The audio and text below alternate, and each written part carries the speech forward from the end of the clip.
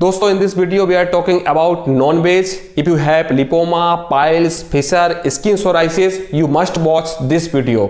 अगर आपको दोस्तों लाइपोमा है, न्यूरोफाइब्रोमा है तो आपको ये वीडियो जरूर देखना चाहिए। अगर आपको पाइल्स है, फिशर है तो आपको ये वीडियो जरूर देखना चाहिए। दोस्तों बोलते हैं कि जैसा खाओगे अन्न वैसा रहेगा मन। दोस्तों अगर आप मांस का सेवन करते हैं तो आपकी प्रवृत्ति अलग रहेगी। आप क्रोधी ज़्यादा हो सकते हो, आप आक्रामक ज़्यादा हो सकते हो, आपकी बुद्धि कम चल सकती है, आप ज़्यादा क्रोधी छोटी छोटी बातों पे हो सकते हो, आपको सेंसिटिव बीमारियां हो सकती हैं। अगर आप शाकाहारी हैं, आपके अंदर क्रोधी मन कम रहेगा, आप आक्रामक कम रहोगे, आपके अंदर सेक्स डिजायर कम रहेंगी। दोस्तों टेस्टोस्टेरोन का दिमाग के ऊपर इफेक्ट डालना बहुत बड़ा सब्जेक्ट होता है, लेकिन आप समझ गए होंगे कि टेस्टोस्टेरोन हमारी बॉडी में क्या इफेक्ट डालता है, तो आप इन चीज़ों को समझ सकते हैं कि मांस खाने से टेस्टोस्टेरोन ज़्यादा बढ़ता है। दोस्तों मांस खाने वाले जो जानवर हैं और आदमी का जो इंसान का जो शरीर है वो बिल्कुल अलग है। जो मांस खाने वाले जानवर होते हैं उनके एंजाइम्स हमारे कंपैरिजन में ज़्यादा रिलीज होते हैं, उनकी जो आंतें हैं वो सीधी हैं और छोटी हैं। हमारी जो आंतें हैं पूरी गोल गोल पूरे पेट में फैली हुई है और बहुत ज़्यादा लंबी हैं। मांस बहुत तेज़ी से सड़ता है। दोस्तों मांस को पचाने के लिए बहुत ज़्यादा एंजाइम्स की ज़रूरत होती है, बहुत ज़्यादा एसिड की ज़रूरत होती है। जब इंसान मांस खाता है तो वो बहुत स्लो पचता है, पेट में सड़ता है, पानी को पूरा शोषित कर लेता है और हमारे मल को टाइट कर देता है। मांस जब पचता है तो यूरिया का रिलीज ज़्यादा होता है, अमोनिया का रिलीज ज़्यादा होता है। वहीं दोस्तों जब जानवर मांस को खाते हैं तो उनके पेट में जल्दी से पच जाता है और निकल जाता है, वो सड़ नहीं पाता है। तो उनका शरीर और हमारा शरीर अलग है। दोस्तों साइंस ऐसा मानती है कि पाइल्स और फिस्टुला के मरीज जो होते हैं वो मांसाहारी ज़्यादा होते हैं, सोराइसिस के जो मरीज होते हैं वो मांसाहारी ज़्यादा होते हैं। दोस्तों जैसे कि मैं लाइपोमा पे ज़्यादा काम करता हूँ, न्यूरोफाइब्रोमा पर ज़्यादा काम करता हूँ, तो मैंने भी अपने एक्सपीरियंस में देखा कि जो लोग मांस का सेवन करते हैं उनके लाइपोमा बहुत बड़े बड़े होते हैं और जो मांस का सेवन नहीं करते उनके लाइपोमा छोटे होते हैं।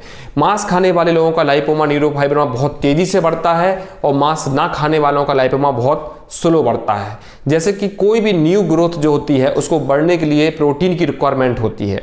जो लोग मांस ज़्यादा खाते हैं तो उनके लाइपोमा बहुत तेज़ी से बढ़ते हैं। किसी के शरीर में मस्से हैं, किसी के शरीर में न्यूरोफाइब्रोमा है, किसी के शरीर में स्किन सोराइसिस है, तो मांस खाने से वो तेज़ी से बढ़ने लगता है, क्योंकि प्रोटीन किसी भी चीज़ की ग्रोथ के लिए बहुत आवश्यक चीज़ होती है।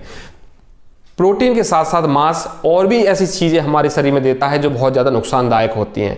प्रोटीन को पचाने के लिए दोस्तों बहुत ज़्यादा एसिड की ज़रूरत होती है, बहुत ज़्यादा एंजाइम्स की ज़रूरत होती है, और जब प्रोटीन पचता है तो बहुत सारा यूरिया हमको शरीर में मिलता है, बहुत ज़्यादा एसिड हमारे शरीर में मिलता है, बहुत ज़्यादा क्रेटिनाइन को भी रिलीज़ किया जाता है, बहुत ज़्यादा अमोनिया को भी रिलीज़ किया जाता है, और जो कि हमारे शरीर में नई नई बीमारियों का जन्मदाता बन जाता है। आपने देखा होगा अगर आप मांस खाते हैं तो आपके यूरिन में मांस खाने के बाद झाग ज़्यादा आता है, बदबू ज़्यादा आती है। वहीं आपने देखा होगा कि मल भी हार्ड हो जाता है, मल में बदबू ज़्यादा आती है, आपका जो स्टूल होता है वो स्मेली होता है। जब आप मांस ज़्यादा खाते हैं तो आपको नींद स्लो आती है, आपके शरीर में हार्डनेस ज़्यादा फील करते हैं, आप अपने शरीर में ताकत ज़्यादा फील करते हैं। उसका कारण दोस्तों वही होता है कि आपके शरीर में हीट पैदा होती है। जब हीट ज़्यादा पैदा होती है दोस्तों तो हमारा शरीर उसको एडजस्ट नहीं कर पाता है, वही हीट हमारे दिमाग के ऊपर चढ़ती है और हम ताकत ज़्यादा महसूस करते हैं, क्योंकि वो कहीं ना कहीं टेस्टोस्टेरोन का सब्जेक्ट हो जाता है और हम आक्रामक ज़्यादा हो जाते हैं। वहीं दोस्तों आप सात्विक भोजन करते हैं तो आपके शरीर की जो रिक्वायरमेंट है उसके अकॉर्डिंग आपको प्रोटीन मिलता है, आपके शरीर को पचाने के लिए ज़्यादा मेहनत नहीं करनी होती है और आपका यूरिन फंक्शन और आपका इंटेस्टाइन फंक्शन बहुत अच्छी तरह से चलता है।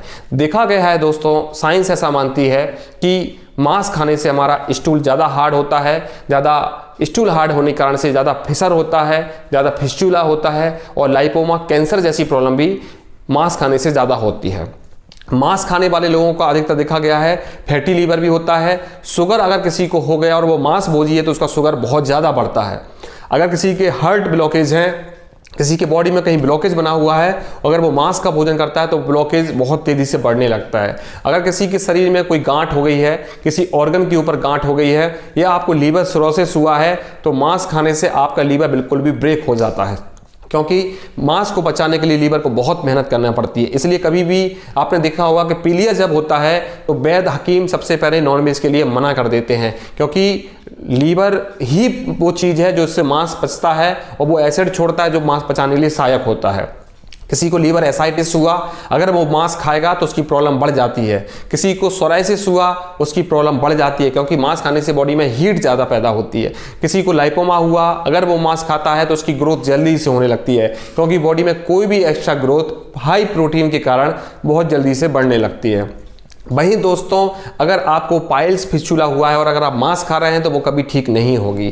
तो मैंने ऐसा देखा है कि मांस भोजियों को होने वाली जो ज़्यादा बीमारियां होती हैं, या यूं कहें कि मांस जो खाते हैं उनको piles, fissure, lipoma, skin psoriasis बहुत ज़्यादा होता है। कई बार आपने देखा होगा कि बॉडी में चेहरे पर सूजन आ जाती है, पैरों में सूजन आ जाती है। उनका कारण ही दोस्तों ये होता है कि वो लोग मांस ज़्यादा खाते हैं, उनकी बॉडी में यूरिया ज़्यादा होता है और यूरिया ज़्यादा बनता है और यूरिया बॉडी से नहीं निकल पाता है और आपकी बॉडी में वो बढ़ने लगता है, रुकने लगता है। क्योंकि किडनी भी कहीं ना कहीं धीरे धीरे बहुत से लोगों की स्लो पड़ जाती है या कमजोर हो जाती है और वो उतना काम नहीं कर पाती है जितना हम भोजन अपने शरीर में डाल रहे होते हैं। तो भी हमारे बॉडी में एक्स्ट्रा जो सब्सटेंस होते हैं, जो यूरिया है, क्रिएटिनाइन है और जो भी बैड सब्सटेंस हमारी बॉडी में रिलीज करती है, वो रुकने लगते हैं, बाहर नहीं निकल पाते और हमारी बॉडी फूलने लगती है और हमें नई नई बीमारियां होने लगती हैं।